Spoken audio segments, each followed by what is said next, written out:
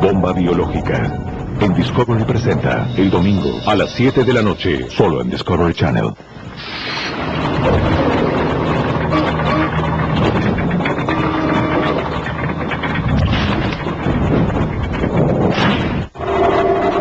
En las islas del Caribe y en la costa este de los Estados Unidos, unos traficantes de drogas se llenan los bolsillos, pero su líder permanece en la clandestinidad. Mientras el negocio de la cocaína prospera, la violencia hace estragos. Los agentes del FBI y la policía saben que si quieren desbaratar la banda, deben identificar al líder.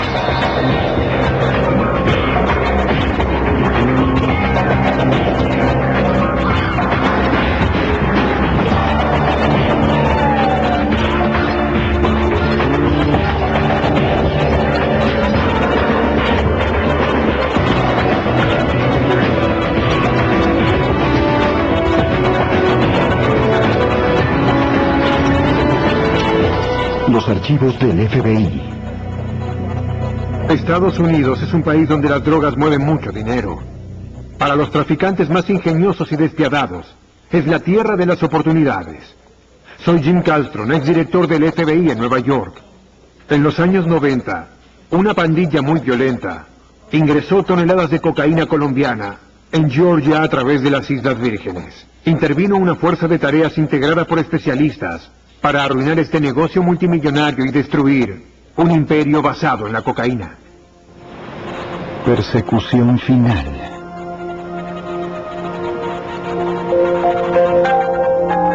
Islas Vírgenes, paraíso turístico. Una vegetación exuberante y kilómetros de playa que pertenecen a los Estados Unidos.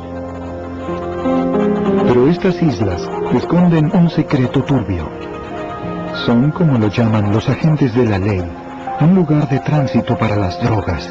Como se encuentra entre Sudamérica y los Estados Unidos, los traficantes preparan allí los cargamentos que van a ingresar al país del norte. A comienzos de los 90, una banda llamada Los Chicos de las Islas envió toneladas de cocaína a través de las islas.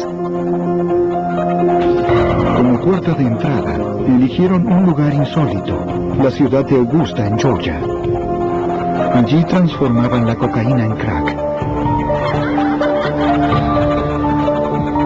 Tim Cox, agente especial del FBI. Lo que más los atrajo fue la cantidad de gente. En ese momento había varios emprendimientos para la venta de crack y cocaína. Otra ventaja era la cercanía. La ciudad está a 2 horas de Atlanta y a 2 horas de Savannah. Pero la competencia entre los chicos de las islas y las bandas locales es feroz.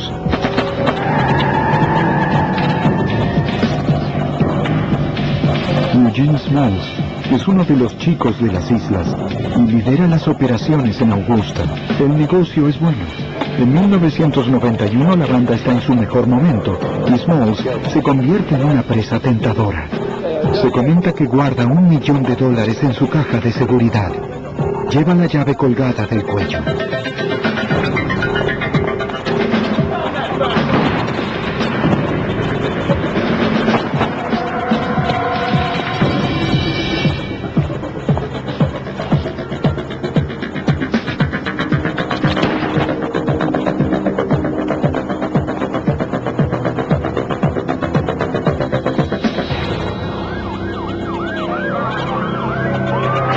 Cuando llega la policía de Augusta, la caja está vacía y el poderoso Eugene Smalls lucha por salvar su vida.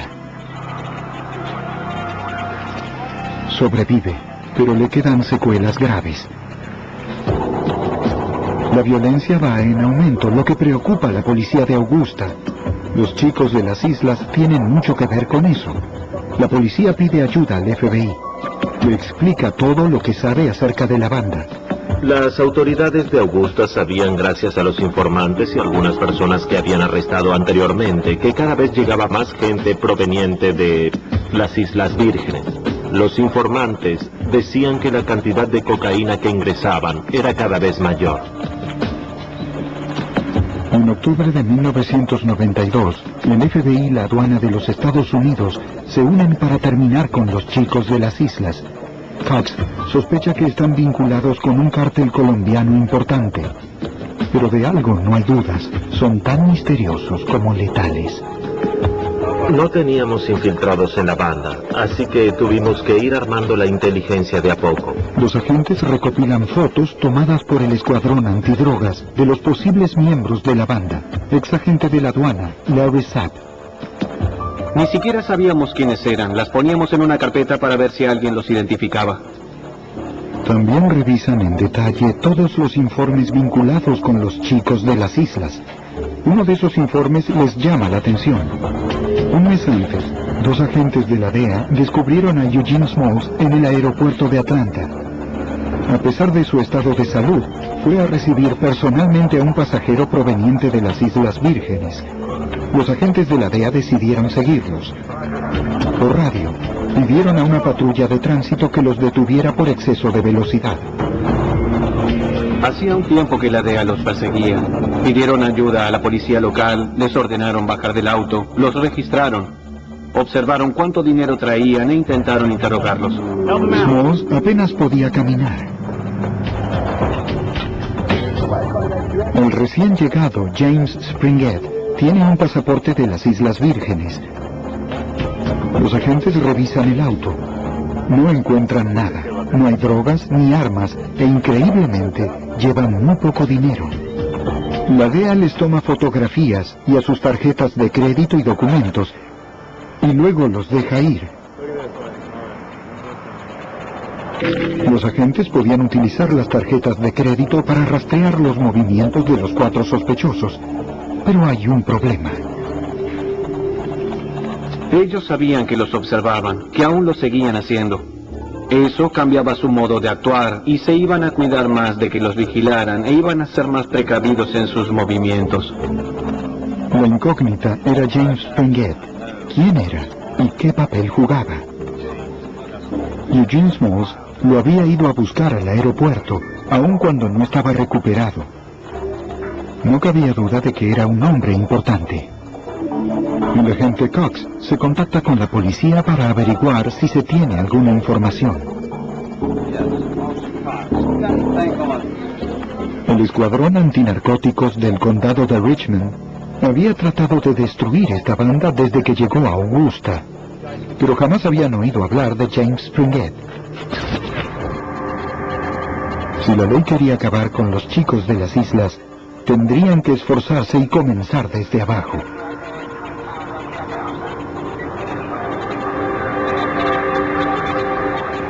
Empezamos a hacer preguntas en la calle, investigábamos lo que podíamos, obteníamos información e intentábamos infiltrarnos en la banda. Pero chocan contra una pared. Los chicos de las islas tienen fama de ser peligrosos. Hasta los que dan información a cambio de dinero tienen miedo de hablar. Era muy difícil conseguir informantes porque se sabía que era una banda violenta. Los informantes no querían hablar sobre ellos porque podían salir heridos. Las autoridades federales comienzan a vigilarlos. Notan que los miembros de la banda suelen hacer negocios en habitaciones de hotel. Cuando se van, los agentes revisan la habitación. Sorprendía encontrar números de teléfono, fotos y otras cosas. Era como dejar infinidades de piezas de un rompecabezas en la habitación. Teníamos que armarlo y decidir quién era quién. La presión que ejercían sobre la banda era constante. Demasiado acoso para Eugene Smalls, el cabecilla de los chicos de las islas. Lo seguíamos a sol y a sombra. Smalls decide mudarse a Virginia. Personalmente creo que Eugene se fue porque su situación se estaba poniendo muy fea en Augusta. Cuando Smalls se va, otro hombre, Shaquem Gabriel, se convierte en el nuevo líder de los chicos de las islas. El agente Sapp advierte a las autoridades de Virginia y Eugene Smalls va en camino hacia allí. No le quitaron los ojos de encima, lo siguieron hasta que lo atraparon. Arrestan a Smalls en Virginia Beach por tráfico de drogas y finalmente lo sentencian a 90 años de cárcel. En Augusta, la atención se concentra en Shaquem Gabriel, el nuevo líder de los Chicos de las Islas. Sospechan que la banda ingresa las drogas por el aeropuerto de Atlanta. Si teníamos en cuenta la cantidad de dinero que manejaban y la cantidad de cocaína que ponían en las calles, era evidente que la droga que ingresaba era mucha y usaban muchos mensajeros.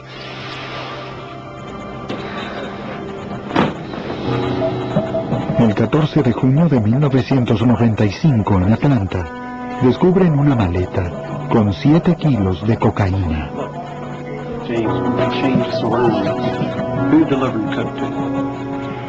Los agentes interrogan al mensajero. Dice que la droga es para Shaquem Gabriel en Augusta. Corroboramos la información por medio de llamadas telefónicas. Confirmamos con exactitud lo dicho por el mensajero. Gracias a sus declaraciones, las autoridades consiguieron una orden de arresto para Gabriel y otra para allanar su casa. El 15 de junio de 1995 se procedió al arresto y allanamiento. Los agentes cercaron la casa, pero ni se imaginaron lo que Gabriel tenía preparado detrás de la puerta. Tu manera. Dentro. Busters, el miércoles, a las 7 de la noche. Los investigadores arrestan a Shaquem Gabriel, el supuesto nuevo líder de los Chicos de las Islas en Augusta. Se lo acusa por intentar recibir 7 kilos de cocaína provenientes de las Islas Vírgenes. En su casa se encuentran documentos, fotos y $15,000 en billetes de a uno. Tim Cox, agente especial. Aparentemente Shaquem creía que era indigno de él usar esos billetes, así que en vez de gastarlos, los guardaba en bidones de plástico. Para los agentes, el arresto de Gabriel fue todo un éxito. Pero ese no fue el fin de los Chicos de las Islas. Cada vez que eliminábamos a un miembro de la banda, lo arrestábamos, llegaba a Estados Unidos alguien más de las islas y lo reemplazaba en la distribución en la zona de Augusta. La aduana intensifica la vigilancia en las Islas Vírgenes y en los aeropuertos de los Estados Unidos.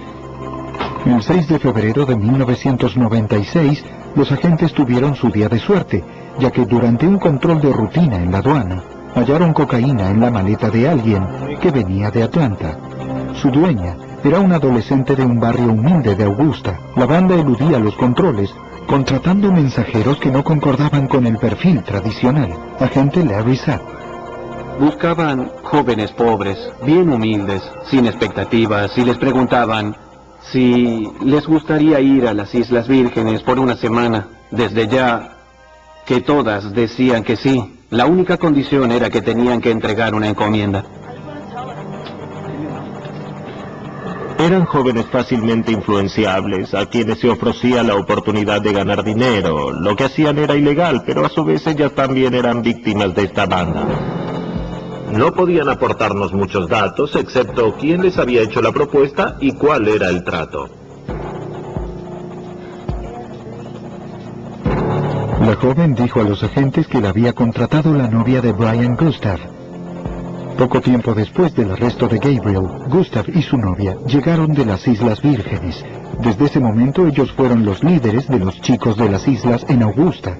La joven también dio nombres de otras mujeres que habían actuado como mensajeras. Los agentes tardaron más de un año en recolectar las pruebas contra estos nuevos cabecillas, hasta que obtuvieron lo suficiente para arrestar a Gustav y a su novia. Brian Gustav está preso por tráfico de drogas. Su novia se declaró culpable y llegó a un acuerdo. Una vez más, los agentes derrotaron a los líderes de los Chicos de las Islas en Augusta. Es un poco frustrante cuando envías a uno a la cárcel y ves que a la semana siguiente la banda sigue operando. Por eso hacemos lo posible por seguir subiendo hasta llegar a la cabeza de la organización. Es el único modo en que se puede acabar con ellos. El tránsito de drogas hacia los Estados Unidos no se detiene con el arresto de los traficantes. Los agentes deben descubrir quién está a cargo de las operaciones de los Chicos de las Islas. Suponen que el cabecilla está en las Islas Vírgenes. En 1996, las Islas Vírgenes estadounidenses fueron catalogadas como una zona muy activa en el tráfico de drogas. Chris Howell, detective, forma parte de la Fuerza de Tareas de la DEA que identifica a los traficantes en las Islas Vírgenes.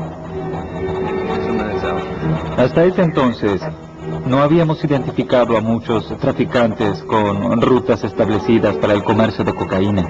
A esta altura, los traficantes habían acumulado poder y tenían todo lo que necesitaban. No podíamos perder tiempo. Interrogan a los informantes y se enteran de que una de las familias más importantes de St. Croix está vinculada con los cargamentos de cocaína que vienen desde Colombia. La información que obtuvimos de fuentes confidenciales indicaba que uno de los miembros de esa familia de St. Croix era la novia de James Springett. Ese nombre no pasa inadvertido para los agentes.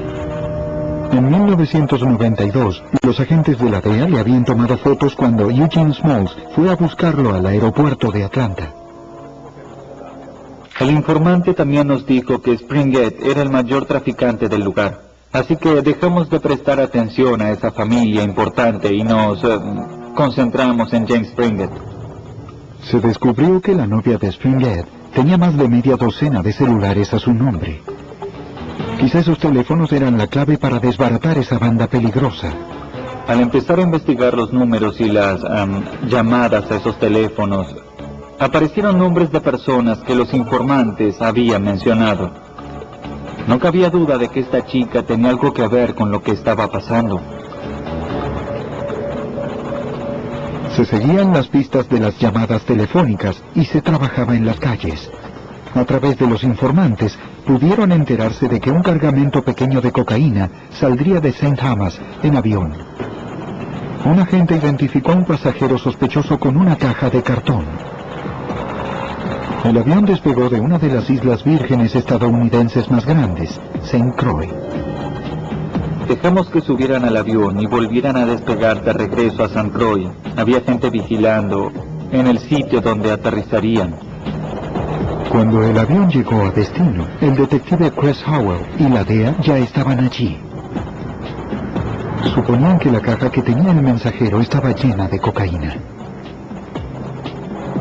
Los agentes estaban listos para entrar en acción, pero había un cambio de planes.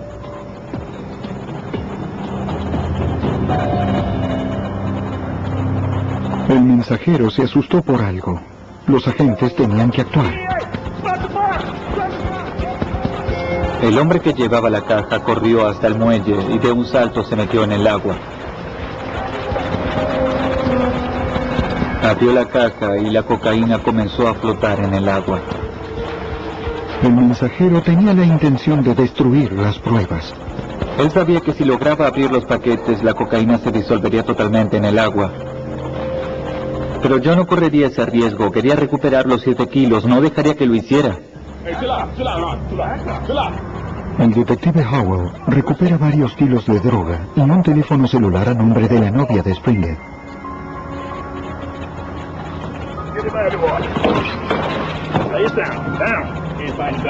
El mensajero está en serios problemas y es consciente de ello. Aún así, se niega a decir a las autoridades para quién trabaja. En las islas no es frecuente que alguien quiera cooperar con la policía para nada. Cuando arrestamos a alguien y amenazamos con mandarlo a la cárcel, a veces por años, no abre la boca. Después de esta operación, los chicos de las islas están alerta. Saben que los federales los vigilan y enseguida cambian de táctica. Springett tomó una decisión rápida y resolvió que la cocaína no ingresara en las Islas Vírgenes. Los cargamentos de droga se almacenarían en la isla de Tortola. Las Islas Vírgenes Británicas están literalmente a 5 o 10 minutos en barco de St. Thomas, así que uno puede navegar en aguas británicas y un minuto después estar en aguas estadounidenses o internacionales. Siendo territorio británico, las leyes de los Estados Unidos no pueden aplicarse en Tortola. El 19 de junio de 1996, los chicos de las islas ingresan 1,5 toneladas de cocaína en Tortola. Estamos hablando de un cargamento que tiene un valor de varios millones de dólares. Es muy raro que una banda trabaje con un cargamento tan grande sin ejército detrás. Colombianos fuertemente armados controlan la entrega. La tarea de esos hombres no era solo cuidar los intereses de su jefe sudamericano, sino también proteger el cargamento. La cocaína es cargada en 2 vehículos. El cargamento es tan importante que James Springett supervisa la entrega en persona. Los 2 vehículos se dirigen a un lugar seguro donde van a almacenar la cocaína. Los traficantes ignoran que la policía del lugar los espera. Hace más de un mes que están vigilando ese vehículo. Atraviesa la isla de este a oeste cada 2 semanas con un cargamento pesado. Sospechaban que podía tratarse de tráfico de drogas o que pudiera tener alguna relación con los robos cometidos al este de la isla. Cuando los vehículos se acercan, la policía entra en acción. Uno elude a los policías,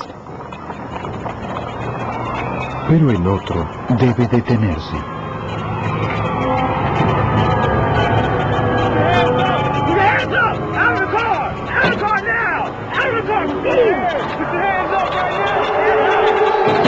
Los sospechosos comienzan a disparar con armas automáticas, superiores a las de la policía. La policía tenía revólveres de 6 disparos, rifles de 3 balas y armas por el estilo. Con eso enfrentaron todo el poder de las M16 automáticas. Uno de los agentes resulta herido. Una bala le había perforado la cabeza y estaba en un charco de sangre. En ese momento lo único que interesaba era salvarle la vida. Los de la camioneta huyen. El oficial es llevado de urgencia al hospital. Es un milagro que no haya muerto de ese disparo. Solo tenía el ojo lastimado cuando lo llevaron al hospital, pero estaba vivo. Al día siguiente, la policía encuentra la camioneta a 1 kilómetro de allí. Los neumáticos, el radiador y el motor estaban cubiertos de disparos. En la parte de atrás había 1.260 kilos de cocaína. También hallaron gafas para visión nocturna, un sistema de navegación satelital y luces para señales aeronáuticas. La policía de la isla sospecha que los traficantes intentarían escapar a una isla cercana. Se comunican con la policía de las Islas Vírgenes estadounidenses y de los alrededores para pedir ayuda. Saben que deben localizar rápidamente a estos traficantes. Más económico. Inscríbete. Es muy fácil. Llama al 177. Exprésate. ETV. Explosiva. El miércoles a las 10 de la noche. Solo en Discovery Channel.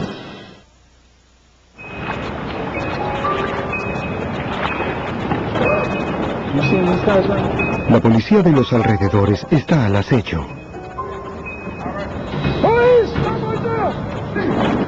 Temprano en la mañana siguiente, los agentes detectan una lancha sospechosa.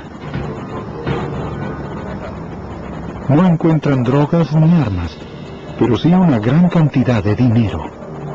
Los interrogaron, pero luego la policía tuvo que dejarlos ir porque no había suficientes pruebas para arrestarlos.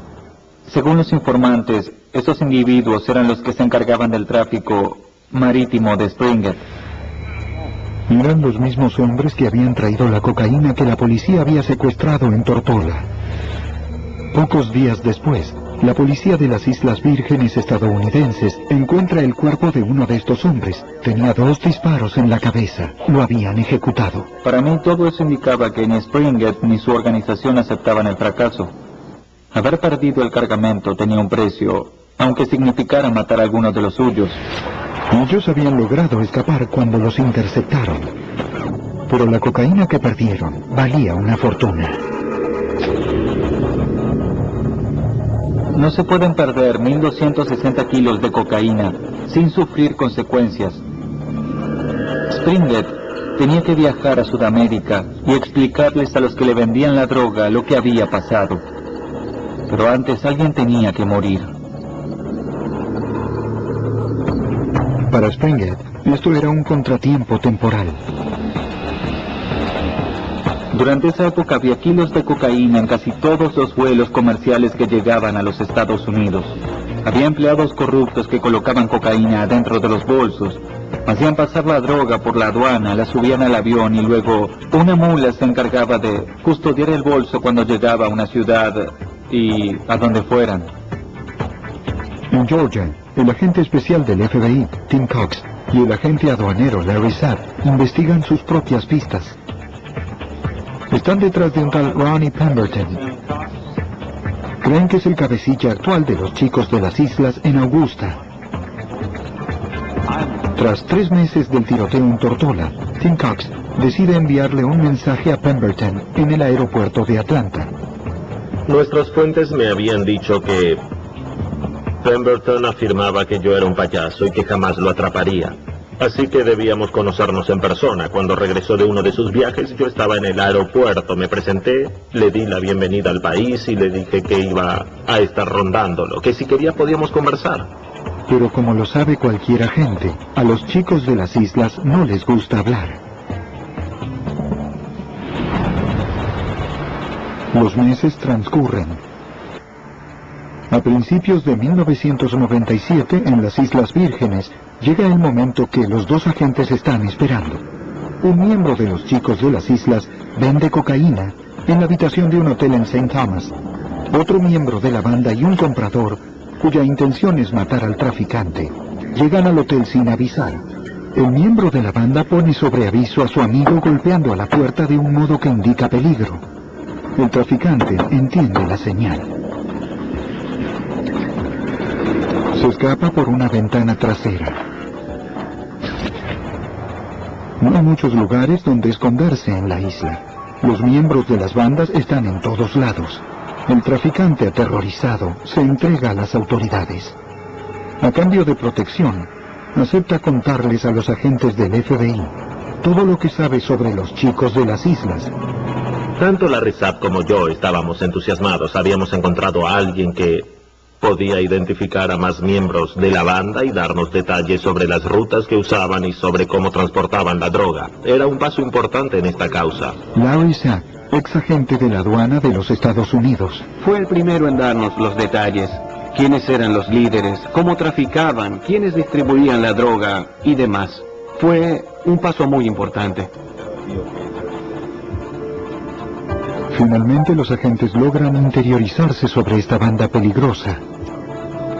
Ya pueden comenzar a elaborar la causa contra el supuesto líder, James Springett. Investigamos los registros de aduana. Queríamos averiguar cuándo había entrado y salido de los países. Queríamos averiguar si aparecían llamadas interceptadas o en conversaciones con otras personas que estuvieran involucradas. Con esa información y después de haber rastreado los cargamentos, supimos en qué área se movía. Todas estas pruebas circunstanciales involucraban a Springett. Springett procura no ensuciarse. El trabajo sucio lo hacen los intermediarios y casi nunca aparece donde está la cocaína. Al mismo tiempo, en la isla St. Croix, los agentes de la DEA convencen a un juez federal para que les permita grabar las conversaciones de esa familia importante, sospechada de traficar drogas y de tener vínculos con Springett. Utilizamos un método absolutamente novedoso en las Islas Vírgenes. La DEA instala el dispositivo en una central telefónica de manera tal que no se vea. Nos habían alertado de que la banda tenía gente en la empresa telefónica que controlaba que sus teléfonos no estuvieran intervenidos. Por eso tuvimos que esconder el equipo dentro del cableado de la línea telefónica. Durante un mes, en el verano de 1997, los investigadores escucharon las llamadas y también los vigilaron. Mencionaban con frecuencia a la novia de Springett, pero no daban ningún dato concreto. Los chicos de las islas se cuidaban cuando hablaban por teléfono. Cuando la conversación empezaba a ponerse interesante, enseguida decían, después te llamaré. Los que los estaban vigilando veían que en ese momento cortaban, se subían al auto e iban hasta un teléfono público y allí terminaban de hablar. Desde el principio supieron que el teléfono estaba intervenido. Por supuesto, uno espera que después de una escucha telefónica al poco tiempo haya una redada, pero en este caso no pasó nada de eso. Sin embargo, las escuchas brindaron pruebas suficientes para ordenar allanamientos. El 7 de agosto, los agentes allanan en forma simultánea 22 casas y tiendas de la isla. Tienen pruebas para perseguir a varios miembros de los chicos de las islas, pero no les alcanza para acabar con James Springett y toda su organización de tráfico de drogas. Uno de los objetivos principales es la casa de su novia. En el dormitorio encuentran $500,000 y la tarjeta de un abogado panameño. También hallan el pasaporte estadounidense de Springer. Los sellos indican en qué fechas el rey de la droga viajó a otras islas del Caribe y también a Colombia, Venezuela y Europa. Se comparaban esos datos con los que tenían de los cargamentos más importantes. Podrían demostrar si Springett había estado en esos países cuando llegaron los cargamentos. El detective de la policía de las Islas Vírgenes, Chris Howell, vuela hacia Augusta, Georgia, para reunirse con el agente especial del FBI, Tim Cox, y el agente de aduana, Larry Sapp. Trabajar con Chris Howell fue otro paso importante en la causa. Chris contaba con información valiosísima sobre las actividades en St. Thomas. Nosotros también teníamos información valiosa sobre lo que pasaba en Estados Unidos. Cuando comparamos los datos, vimos que sus partidas coincidían con nuestras llegadas. Cruzamos la información y vimos quién iba y quién volvía en esos viajes. Esos datos fueron de gran utilidad. Por fin tienen pruebas circunstanciales suficientes para atrapar a James Springett. Nosotros podríamos haber abierto una causa en las islas y supongo que ellos podrían de la misma manera abrir una causa en Georgia, pero nos parecía que unir las dos causas iba a ser mucho más eficaz. Chris Howell prefiere que las causas se traten en Georgia. Sería difícil juzgar a Springett en las Islas Vírgenes. A esta altura se había convertido en un monstruo. Quiero decir, se había ganado un lugar en Sudamérica. Tenía sus propias rutas, tenía todo a su disposición. Así que cualquier cosa que pudiéramos hacer para perjudicarlo iba a ser positivo. Para ellos era muy necesario descubrir algo que vinculara más claramente a Springett con los cargamentos de cocaína. Los agentes vuelven a revisar las pruebas. Cuando allanamos la casa de la novia de Springett en St. Croix, hallamos tarjetas de presentación de un abogado panameño, y también había tarjetas que mencionaban la compañía naviera Omega Sea Cargo. Según los registros aduaneros, habían detenido a un carguero de Omega Sea Cargo unos meses después del tiroteo en Tortola. Cuando registraron el barco, encontraron 8 toneladas de cocaína de Colombia. Los agentes confiaron en su intuición e investigaron la compañía Omega Sea Cargo. El dueño era James Springett. Era un dato enorme, teníamos resuelta una buena parte de la causa. Springett tenía que dar explicaciones sobre las 8 toneladas, todo iba bien. Las autoridades federales trazan un plan para desmantelar a la banda, que comienza en Augusta, Georgia.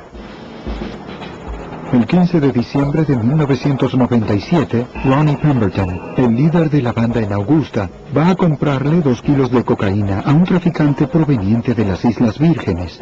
El FBI los vigila. En la habitación contigua están el agente de aduana, Larry Sapp, y los agentes especiales del FBI, Tim Cox y Nick Varacalli, grabando la transacción con una cámara escondida. El objetivo principal era comprobar el vínculo entre esta organización y el cártel colombiano, descubrir dónde se procesaban las drogas y en qué momento se las entregaban a la banda y llegar lo más arriba posible en la organización. Ronnie Pemberton entró y se encontró con el informante. Está todo en el video. Se ve que él tiene las pruebas en la mano, las mueve y las sopesa. Pemberton se toma su tiempo para revisar las bolsas con cocaína. Finalmente, eligió 2 bolsas.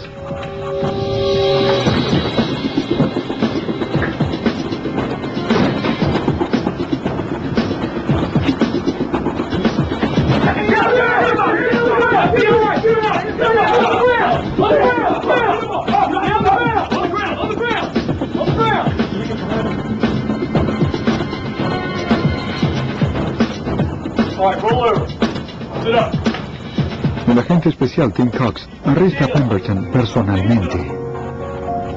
Lo saludé y le pregunté si se acordaba de mí. Me dijo que sí. ¿Cuál de los dos era el payaso? Poco después del arresto de Pemberton, el FBI asciende y traslada al agente especial Tim Cox. Fue una noticia buena y mala a la vez. Estaba en la causa desde el principio y sabía que el objetivo era atrapar a Jimmy Springett, pero sabía que no estaría allí cuando lo hicieran. Cox deja al agente especial Mike Varacalli a cargo de la investigación sobre los chicos de las islas. Durante los meses siguientes, Varacalli y su gente recopilan metódicamente datos. Cuanto más investigábamos, más descubríamos. De 10.000 kilos pasamos a 20.000 y de ahí a 50.000.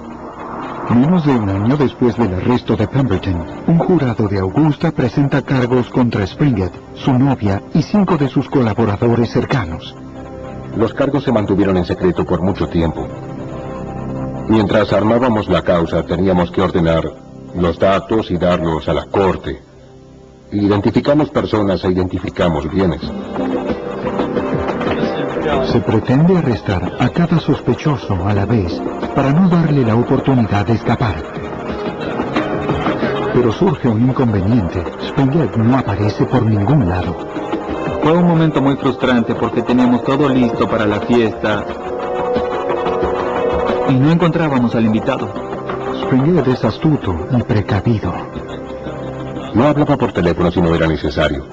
No se quedaba mucho tiempo en un mismo lugar y solía alojarse en sitios donde el alcance del gobierno de los Estados Unidos no fuera absoluto. Durante 2 largos meses no lo pueden localizar. Pero en Medellín, Colombia, la historia da un giro de 180 grados.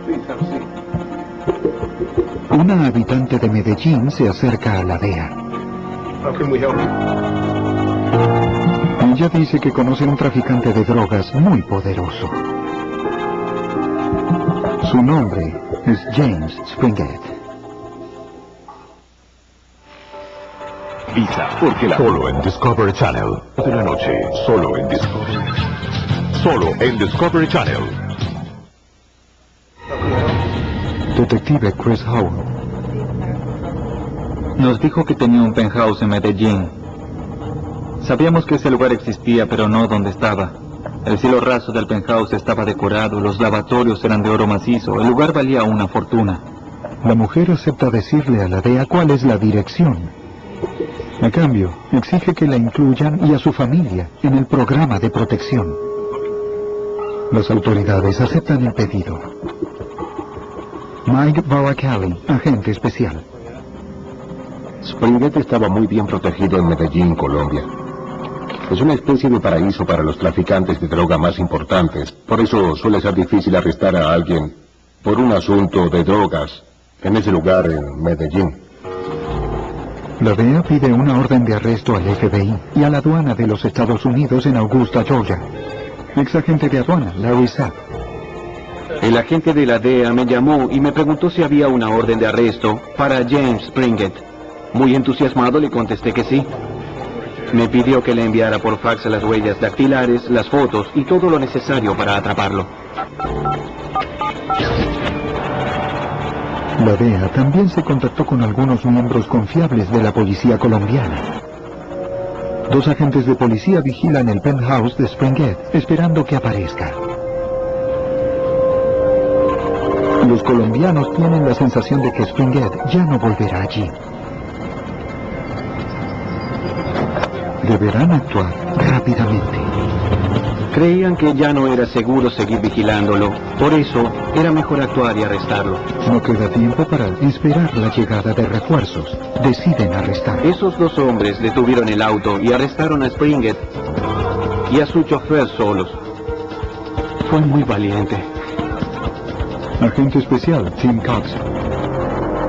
Cuando me enteré de que lo habían arrestado en Colombia, me puse eufórico. Era la culminación de 14 años de trabajo. Habíamos comenzado por el último escalón, los que venden en las calles, hasta llegar a los señores que tenían vinculación directa con los traficantes de cocaína de la mafia colombiana. En las Islas Vírgenes se encontraron los agentes del FBI, de la aduana y de la DEA para arrestar a los socios de Springett.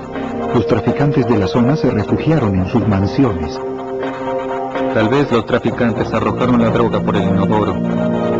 Una de las mansiones en St. Thomas estaba tan alejada y tan bien protegida que la policía de la isla tuvo que bajar por un acantilado y acercarse por atrás. La casa estaba rodeada de muros y portones electrificados. Para lograr entrar a esta casa se necesitaba toda una estrategia. La fuerza de tareas arresta a cada uno de los líderes de los chicos de las islas. A pesar de que Springett está detenido, deportarlo a los Estados Unidos resulta mucho más difícil de lo que pensaban. Estaba detenido en Colombia. Eso era un verdadero problema porque no es fácil extraditar a alguien de Colombia. Y peor aún, Springett tenía para ese entonces ciudadanía colombiana. Los investigadores tienen que atravesar un largo proceso burocrático para extraditarlo a los Estados Unidos. Es como azotar a un caballo muerto, no se puede hacer nada para acelerar el proceso, presentas el pedido y te sientas a esperar que todo suceda. Sabía que cuanto más tiempo él estuviera ahí, cuanto más tardara en llegar a suelo estadounidense, más posibilidades había de que se escapara o de que alguien fuera a rescatarlo.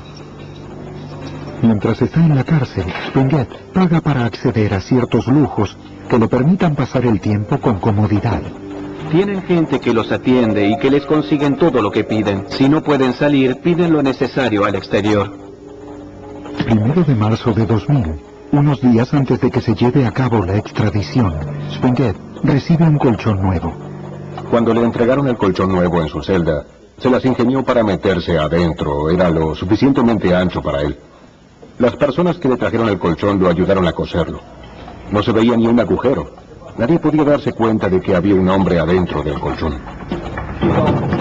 Uno de los traficantes de drogas más peligrosos del mundo se escapa de su celda en las narices de los guardias.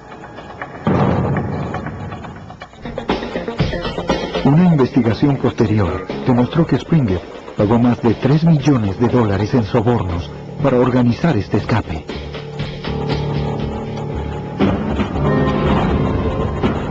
La noticia cae mal entre los investigadores. Me pasé 10 años de mi carrera investigando para atrapar a este tipo. Y ahora se había escapado. Estaba desolado. Había sido difícil arrestarlo la primera vez. Tenía miedo de que como ya lo habíamos detenido una vez, se cuidara y fuera imposible volverlo a hacer. Detective Chris Howell. Teníamos que empezar otra vez de cero y pensar qué dirección íbamos a tomar. En ese momento no teníamos ni idea por dónde empezar. No teníamos ninguna pista, no sabíamos nada, podía estar en cualquier parte del mundo. Se informa de lo sucedido a los agregados del FBI en las embajadas de los Estados Unidos en Latinoamérica. También se informa a los agentes de aduana y de la DEA que trabajan en esos países. Agente especial del FBI, Mike Varacalli. Básicamente nos contactamos con la Interpol y con el resto de los países con los que se relacionaba. También les dimos su último paradero y les describimos su aspecto. Se había empezado a propagar el rumor de que se había hecho una cirugía reconstructiva para cambiarse la cara y todo lo demás. Se transformó en una especie de leyenda urbana. Era un tipo que andaba por ahí y nadie podía reconocerlo. Según otros rumores, Springett está viviendo en Latinoamérica y conduce la organización por teléfono. Él, como cualquier otra persona, necesitaba ganar dinero. Si te gastas $5 millones en una huida y vives con los lujos a los que él estaba acostumbrado, necesitas ganar dinero.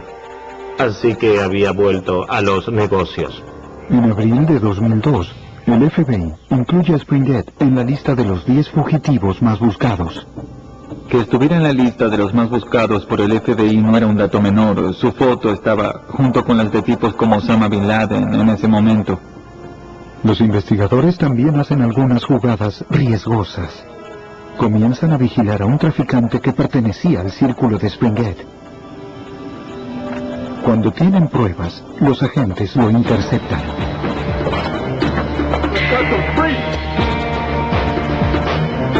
Hallan una gran cantidad de cocaína en el auto y lo arrestan.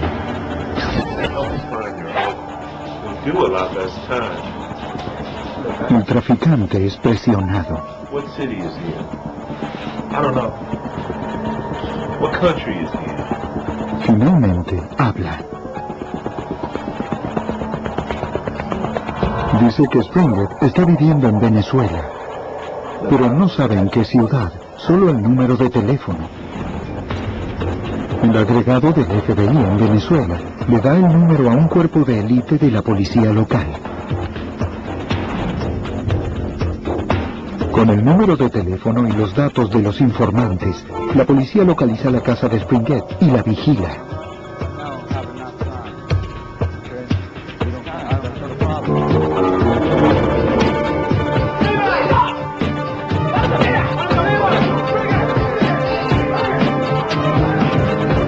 Springett les ofrece entre 2 o 3 millones de dólares para que los dejen irse y desaparecer de allí. Hay muchos agentes de la ley honestos y no hay suma que pueda tentarlos para hacer algo así. Por suerte también había gente honesta en Venezuela.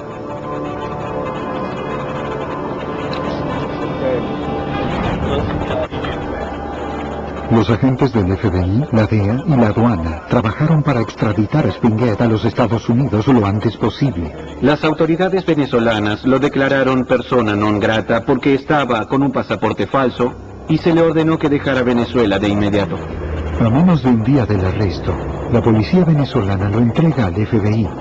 Lo llevan en avión a los Estados Unidos.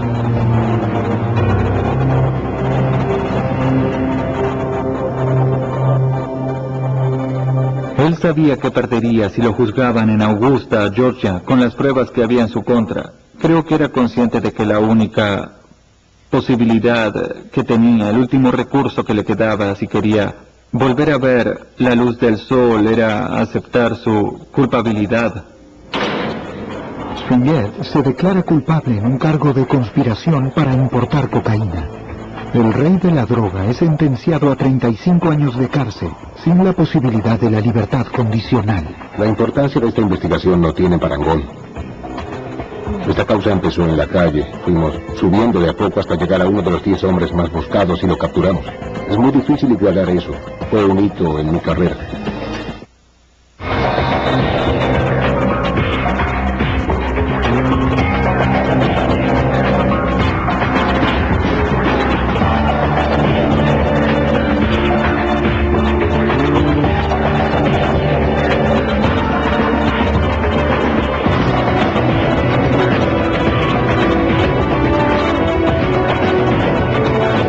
Haber abierto una causa en las islas y supongo que ellos podrían de la misma manera abrir una causa en Georgia, pero nos parecía que unir las dos causas iba a ser mucho más eficaz. Chris Howell prefiere que las causas se traten en Georgia. Sería difícil juzgar a Springett en las Islas Vírgenes. A esta altura se había convertido en un monstruo. Quiero decir, se había ganado un lugar en Sudamérica. Tenía sus propias rutas, tenía todo a su disposición, así que cualquier cosa que pudiéramos hacer para perjudicarlo iba a ser positivo. Para ellos era muy necesario descubrir algo que vinculara más claramente a Springett con los cargamentos de cocaína. Los agentes vuelven a revisar las pruebas. Cuando allanamos la casa de la novia de Springett en St. Croix, hallamos tarjetas de presentación de un abogado panameño, y también había tarjetas que mencionaban la compañía naviera Omega Sea Cargo. Según los registros aduaneros, habían detenido a un carguero de Omega Sea Cargo unos meses después del tiroteo en Tortola. Cuando registraron el barco, encontraron 8 toneladas de cocaína de Colombia. Los agentes confiaron en su intuición e investigaron la compañía Omega Sea Cargo. El dueño era James Springett. Era un dato enorme, teníamos resuelta una buena parte de la causa. Springett tenía que dar explicaciones sobre las 8 toneladas, todo iba bien. Las autoridades federales trazan un plan para desmantelar a la banda, que comienza en Augusta, Georgia. El 15 de diciembre de 1997, Ronnie Pemberton, el líder de la banda en Augusta, va a comprarle 2 kilos de cocaína a un traficante proveniente de las Islas Vírgenes. El FBI los vigila. En la habitación contigua están El agente de aduana, Larry Sapp, y los agentes especiales del FBI, Tim Cox y Nick Varacalli, grabando la transacción con una cámara escondida. El objetivo principal era comprobar el vínculo entre esta organización y el cártel colombiano, descubrir dónde se procesaban las drogas y en qué momento se las entregaban a la banda y llegar lo más arriba posible en la organización. Ronnie Pemberton entró y se encontró con el informante. Está todo en el video. Se ve que él tiene las pruebas en la mano, las mueve y las sopesa. Pemberton se toma su tiempo para revisar las bolsas con cocaína. Finalmente, eligió 2 bolsas.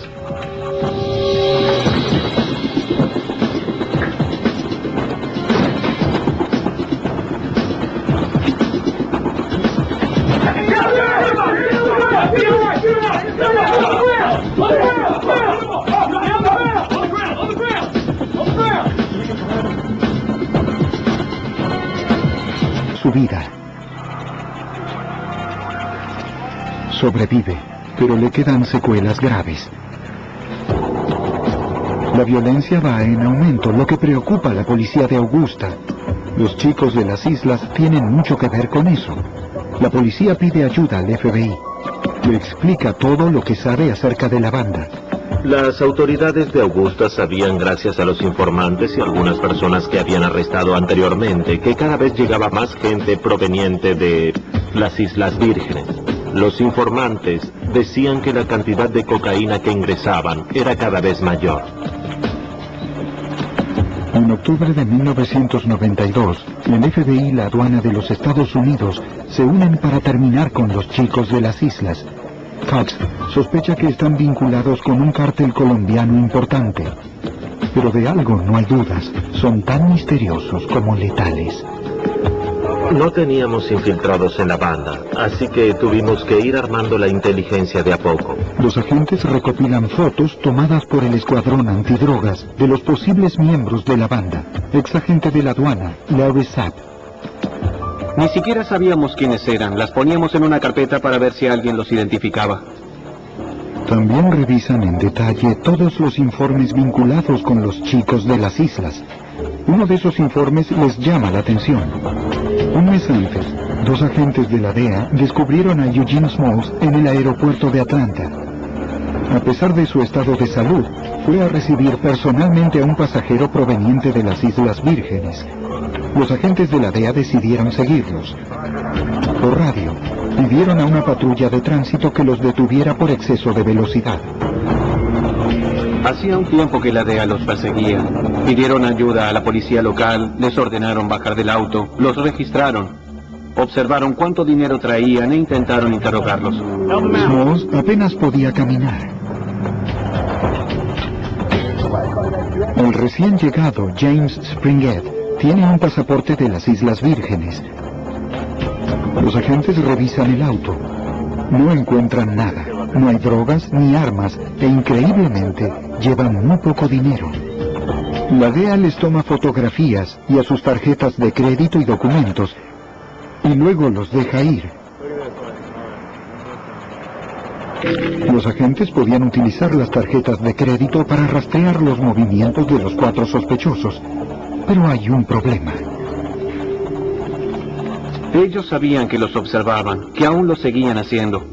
Eso cambiaba su modo de actuar y se iban a cuidar más de que los vigilaran e iban a ser más precavidos en sus movimientos.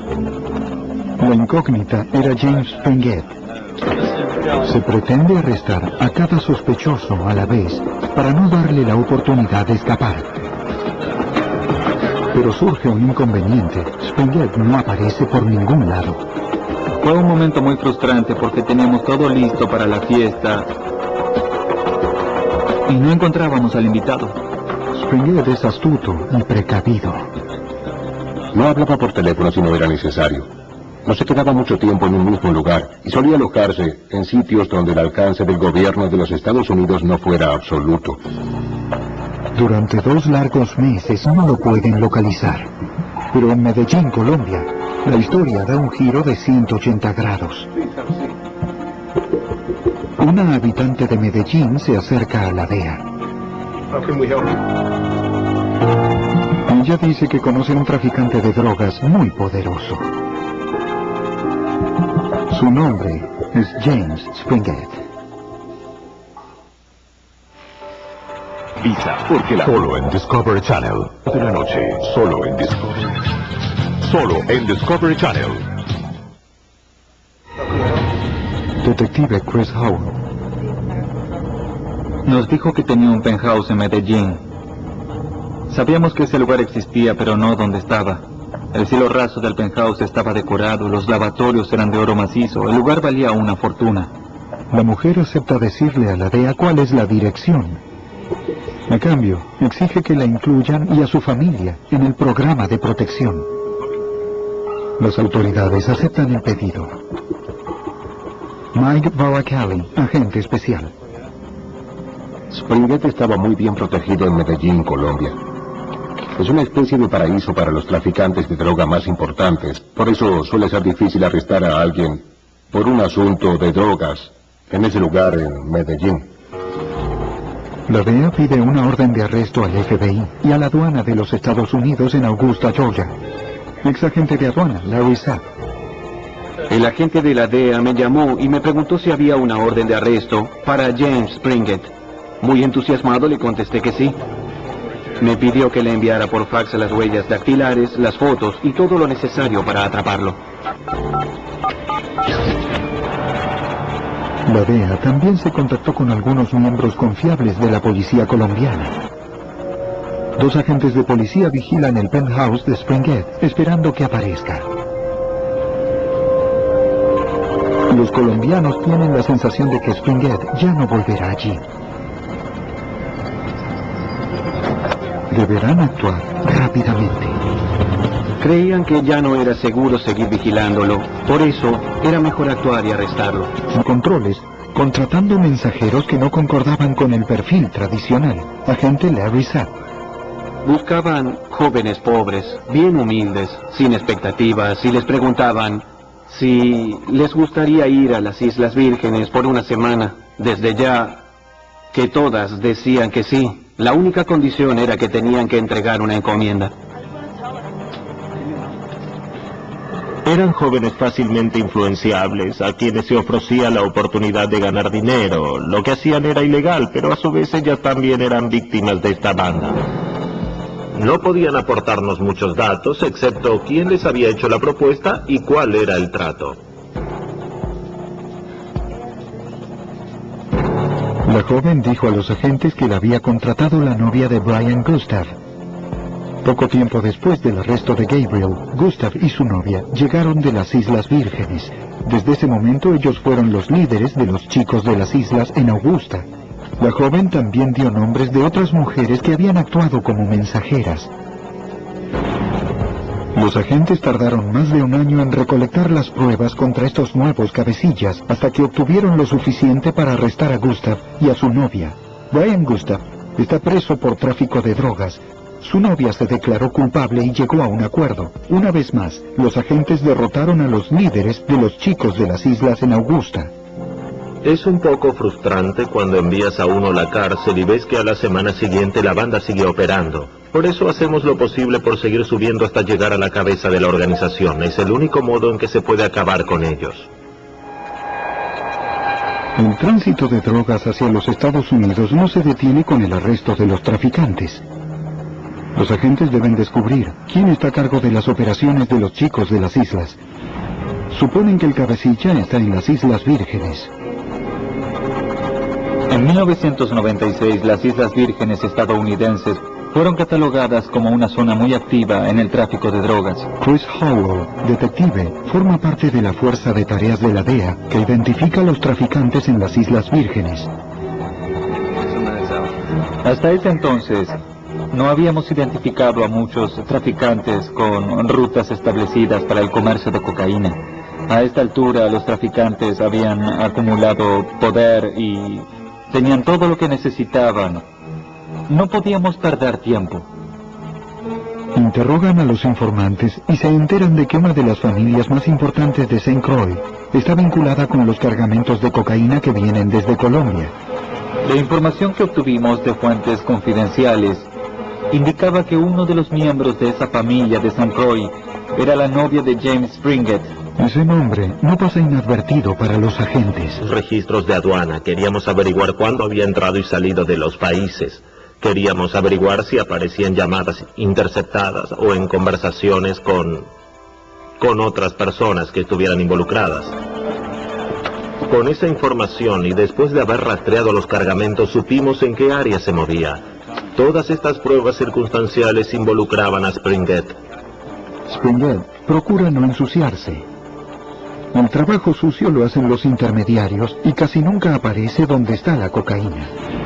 Al mismo tiempo, en la isla St. Croix, los agentes de la DEA convencen a un juez federal para que les permita grabar las conversaciones de esa familia importante, sospechada de traficar drogas y de tener vínculos con Springett. Utilizamos un método absolutamente novedoso en las Islas Vírgenes.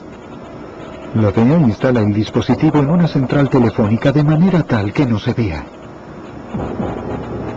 Nos habían alertado de que la banda tenía gente en la empresa telefónica que controlaba que sus teléfonos no estuvieran intervenidos. Por eso tuvimos que esconder el equipo dentro del cableado de la línea telefónica. Durante un mes, en el verano de 1997, los investigadores escucharon las llamadas y también los vigilaron. Mencionaban con frecuencia a la novia de Springett, pero no daban ningún dato concreto. Los chicos de las islas se cuidaban cuando hablaban por teléfono.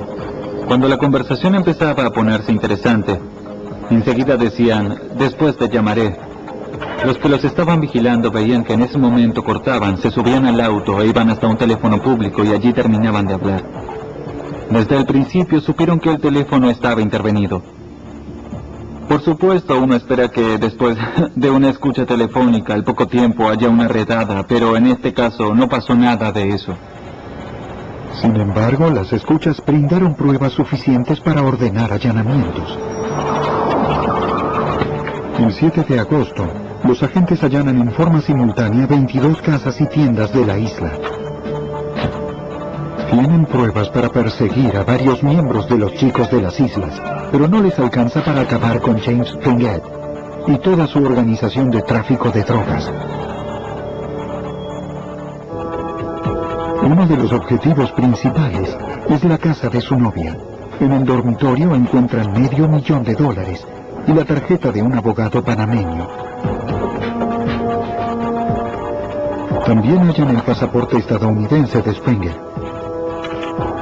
Los sellos indican en qué fechas el rey de la droga viajó a otras islas del Caribe y también a Colombia, Venezuela y Europa. Se comparaban esos datos con los que tenían de los cargamentos más importantes. Podrían demostrar si Springett había estado en esos países cuando llegaron los cargamentos. Discovery presenta el domingo a las 7 de la noche, solo en Discovery Channel.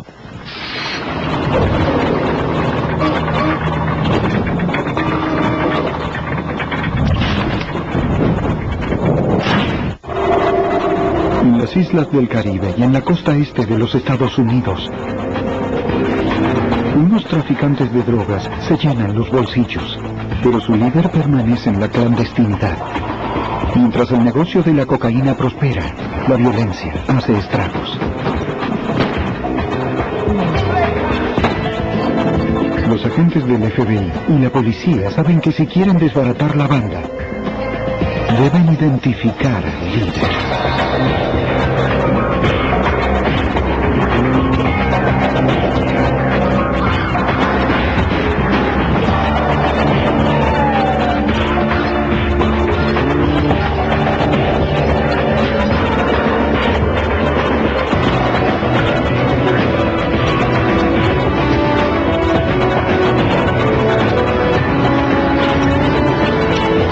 Los archivos del FBI. Estados Unidos es un país donde las drogas mueven mucho dinero. Para los traficantes más ingeniosos y despiadados, es la tierra de las oportunidades. Soy Jim Kallstrom, exdirector del FBI en Nueva York. En los años 90, una pandilla muy violenta ingresó toneladas de cocaína colombiana en Georgia a través de las Islas Vírgenes. Intervino una fuerza de tareas integrada por especialistas para arruinar este negocio multimillonario y destruir un imperio basado en la cocaína. Persecución final.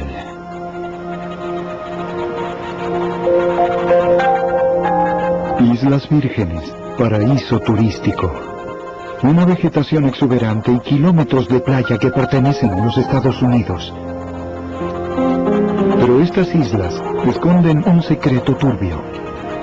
Son, como lo llaman los agentes de la ley, un lugar de tránsito para las drogas. Como se encuentra entre Sudamérica y los Estados Unidos, los traficantes preparan allí los cargamentos que van a ingresar al país del norte. A comienzos de los 90, una banda llamada Los Chicos de las Islas envió toneladas de cocaína a través de las islas. Como puerta de entrada, eligieron un lugar insólito, la ciudad de Augusta, en Georgia. Allí transformaban la cocaína en crack. Tim Cox, agente especial del FBI. Lo que más los atrajo fue la cantidad de gente. En ese momento había varios emprendimientos para la venta de crack y cocaína. Rifles de 3 balas y armas por el estilo. Con eso enfrentaron todo el poder de las M16 automáticas.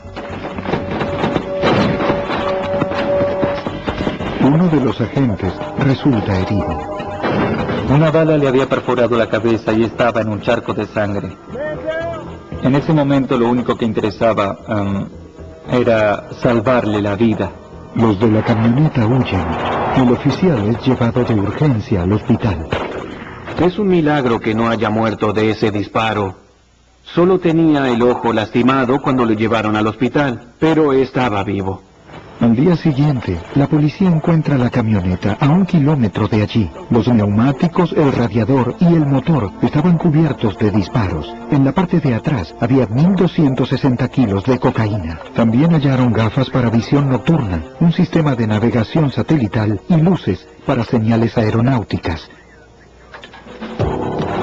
La policía de la isla sospecha que los traficantes intentarían escapar a una isla cercana. Se comunican con la policía de las Islas Vírgenes estadounidenses y de los alrededores para pedir ayuda.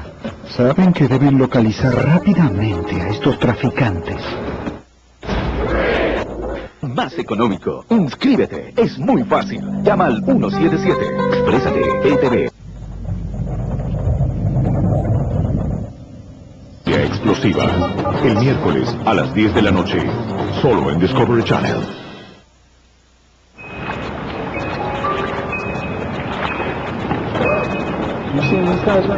La policía de los alrededores está al acecho. Temprano en la mañana siguiente, los agentes detectan una lancha sospechosa. No encuentran drogas ni armas, pero sí una gran cantidad de dinero. Los interrogaron, pero luego la policía tuvo que dejarlos ir porque no había suficientes pruebas para arrestarlos. Según los informantes, estos individuos eran los que se encargaban del tráfico marítimo de Springett. Eran los mismos hombres que habían traído la cocaína que la policía había secuestrado en Tortola.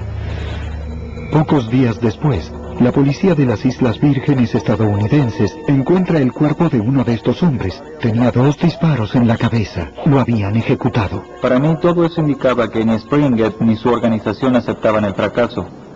Haber perdido el cargamento tenía un precio, aunque significara matar a algunos de los suyos.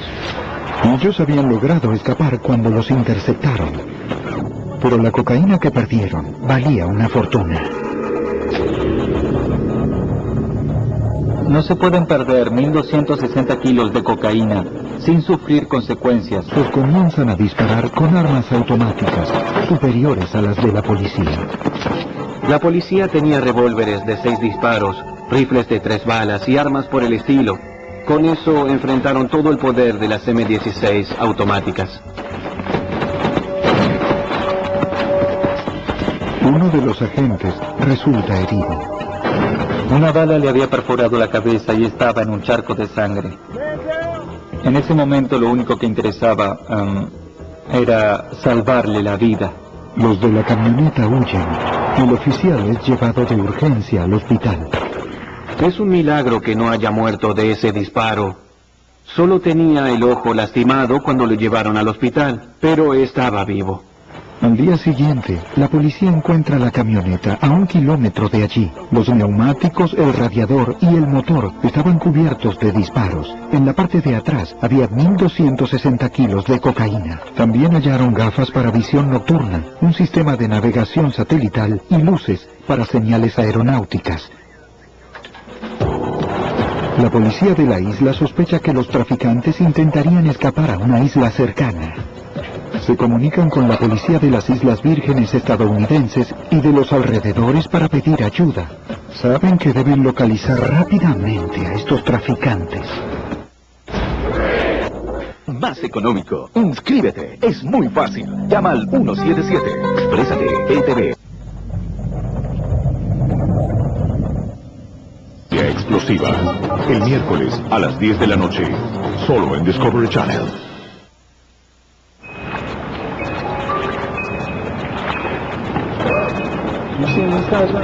La policía de los alrededores está al acecho. Temprano en la mañana siguiente, los agentes detectan una lancha sospechosa. No encuentran drogas ni armas, pero sí una gran cantidad de dinero. Los interrogaron, pero luego la policía tuvo que dejarlos ir porque no había suficientes pruebas para arrestarlos. Según los informantes, esos individuos eran los que se encargaban del tráfico marítimo de Springer. Eran los mismos hombres que habían traído la cocaína que la policía había secuestrado en Tortola. Pocos días después, la policía de las Islas Vírgenes estadounidenses encuentra el cuerpo de uno de estos hombres. Tenía 2 disparos en la cabeza. Lo habían ejecutado. Para mí todo eso indicaba que ni Springer ni su organización aceptaban el fracaso. Haber perdido el cargamento tenía un precio, aunque significara matar a algunos de los suyos. Ellos habían logrado escapar cuando los interceptaron. Pero la cocaína que perdieron valía una fortuna oeste cada 2 semanas, con un cargamento pesado. Sospechaban que podía tratarse de tráfico de drogas o que pudiera tener alguna relación con los robos cometidos al este de la isla. Cuando los vehículos se acercan, la policía entra en acción. Uno elude a los policías, pero el otro debe detenerse.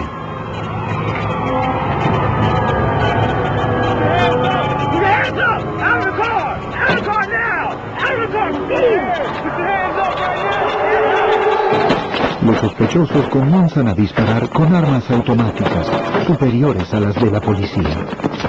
La policía tenía revólveres de 6 disparos, rifles de 3 balas y armas por el estilo. Con eso enfrentaron todo el poder de las M16 automáticas. Uno de los agentes resulta herido. Una bala le había perforado la cabeza y estaba en un charco de sangre.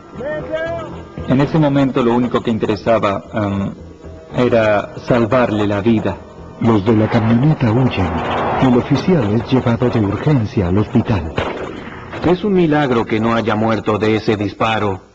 Solo tenía el ojo lastimado cuando lo llevaron al hospital, pero estaba vivo. Al día siguiente, la policía encuentra la camioneta a 1 kilómetro de allí. Los neumáticos, el radiador y el motor estaban cubiertos de disparos. En la parte de atrás había 1.260 kilos de cocaína. También hallaron gafas para visión nocturna, un sistema de navegación satelital y luces para señales aeronáuticas. La policía de la isla sospecha que los traficantes intentarían escapar a una isla cercana. Se comunican con la policía de las Islas Vírgenes estadounidenses y de los alrededores para pedir ayuda. Saben que deben localizar rápidamente a estos traficantes. Más económico. Inscríbete. Es muy fácil. Llama al 177. Exprésate. ETV. Explosiva. El miércoles a las 10 de la noche. Solo en Discovery Channel.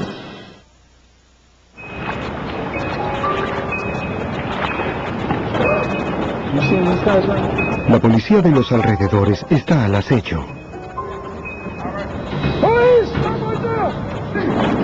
Temprano en la mañana siguiente, los agentes detectan una lancha sospechosa. No encuentran drogas ni armas, pero sí una gran cantidad de dinero. Los interrogaron, pero luego la policía tuvo que dejarlos ir porque no había suficientes pruebas para arrestarlos. No se pueden perder 1.260 kilos de cocaína sin sufrir consecuencias. Springett tenía que viajar a Sudamérica y explicarles a los que le vendían la droga lo que había pasado. Pero antes alguien tenía que morir. Para Springett, esto era un contratiempo temporal.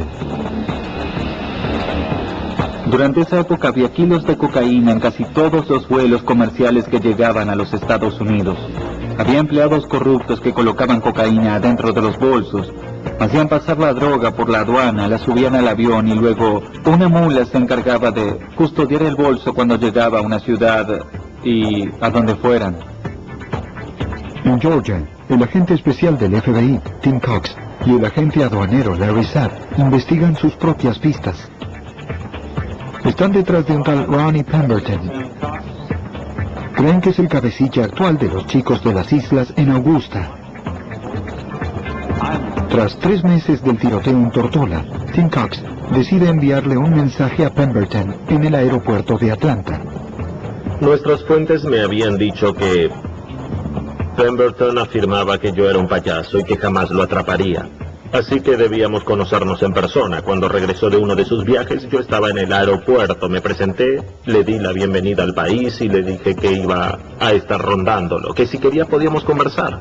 Pero como lo sabe cualquier agente, a los chicos de las islas no les gusta hablar.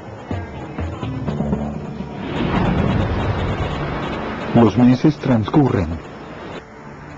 A principios de 1997, en las Islas Vírgenes, llega el momento que los 2 agentes están esperando. Un miembro de los chicos de las islas vende cocaína en la habitación de un hotel en St. Thomas. Otro miembro de la banda y un comprador, cuya intención es matar al traficante, llegan al hotel sin avisar. El miembro de la banda pone sobre aviso a su amigo golpeando a la puerta de un modo que indica peligro. El traficante entiende la señal. Se escapa por una ventana trasera. No hay muchos lugares donde esconderse en la isla. Los miembros de las bandas están en todos lados. El traficante aterrorizado se entrega a las autoridades. A cambio de protección, acepta contarles a los agentes del FBI todo lo que sabe sobre los chicos de las islas.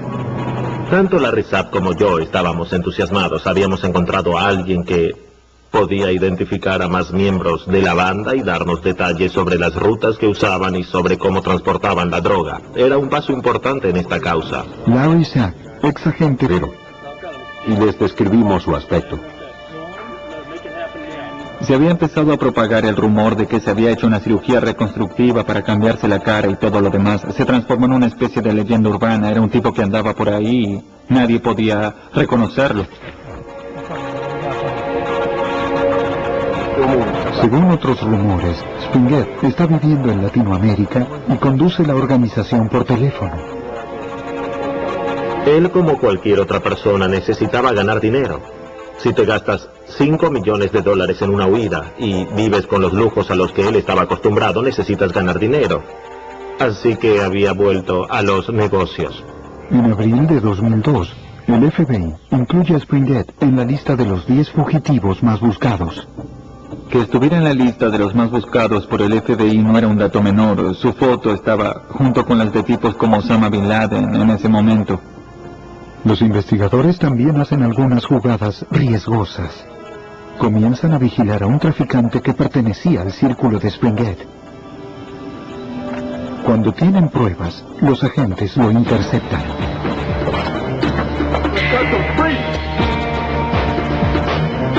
Hallan una gran cantidad de cocaína en el auto y lo arrestan.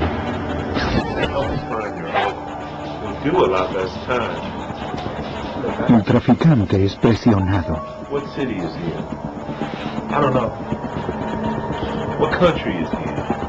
Finalmente habla. Dice que Springett está viviendo en Venezuela, pero no sabe en qué ciudad, solo el número de teléfono. El agregado del FBI en Venezuela le da el número a un cuerpo de élite de la policía local. Con el número de teléfono y los datos de los informantes, la policía localiza la casa de Springett y la vigila.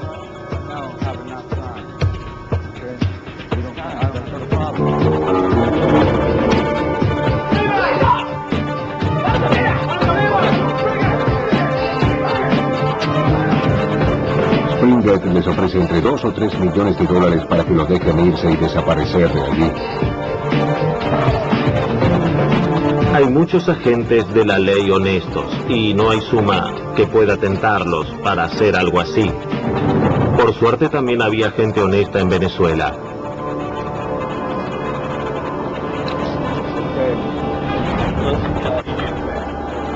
Los agentes del FBI, la DEA y la aduana trabajaron para extraditar a Springett a los Estados Unidos lo antes posible. Las autoridades venezolanas lo declararon persona non grata porque estaba con un pasaporte falso,